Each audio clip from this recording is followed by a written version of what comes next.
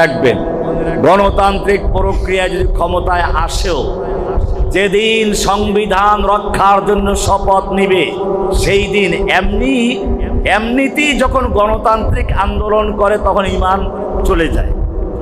ঈমান কি হয়? চলে যায়। তারপরও যেদিন সংবিধান রক্ষার জন্য শপথ করে সেদিন ঘোষণা দিয়ে ঈমানটা চলে যায়। কারণ কি জানেন? কারণ হচ্ছে কি, ওই সংবিধান কি ইসলামী সংবিধান? তাহলে আপনি একজন মুমিন হয়ে, আমি এটা কোরআন থেকে বলবো, এখন মূল স্লোগান হচ্ছে মাস্তার সুলতানের জামিয়ান আশরাফ, সকল ক্ষমতার মালিককে জনগণ। ইসলামের সকল ক্ষমতার মালিক কি? তাহলে এইখানে তো পার্থক্য হয়ে যায়। গণতন্ত্রে আইন বানাবার অধিকার কার? গণতন্ত্রে জনগণের ভোটে নির্বাচিত পার্লামেন্ট মেম্বার আইন বানায়। তার মানে কি?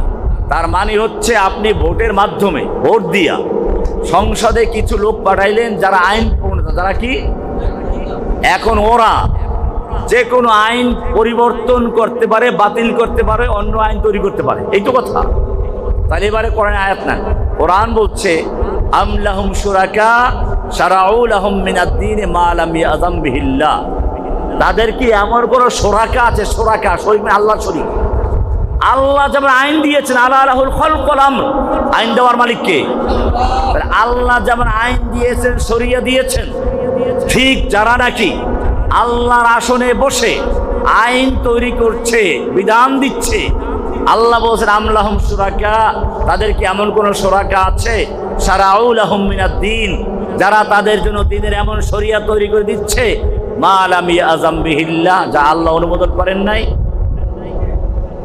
তাহলে যারা সংবিধান, যারা সংসদে বসে আইন তৈরি করে, তারা কার জায়গায় বসলো? আল্লাহর আসনে বসলো। কার জায়গায়?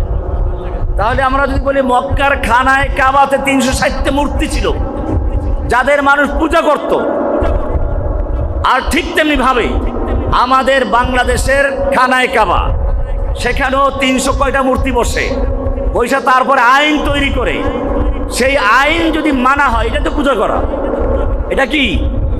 তাহলে মক্কার মূর্তি পূজকরা যদি মূর্তি পূজা করে মুশরিক হয়, মক্কার মূর্তি পূজকরা যদি মূর্তি পূজা করে মুশরিক হয়, তাহলে সংসদে যারা আল্লাহর আইন বাতিল করে বিকল্প আইন তৈরি করে অথবা মানব রচিত আইনকে রক্ষা করার জন্য শপথ করে সে আইন তৈরি করে, তাহলে তারা কার জায়গায় বসে আছে?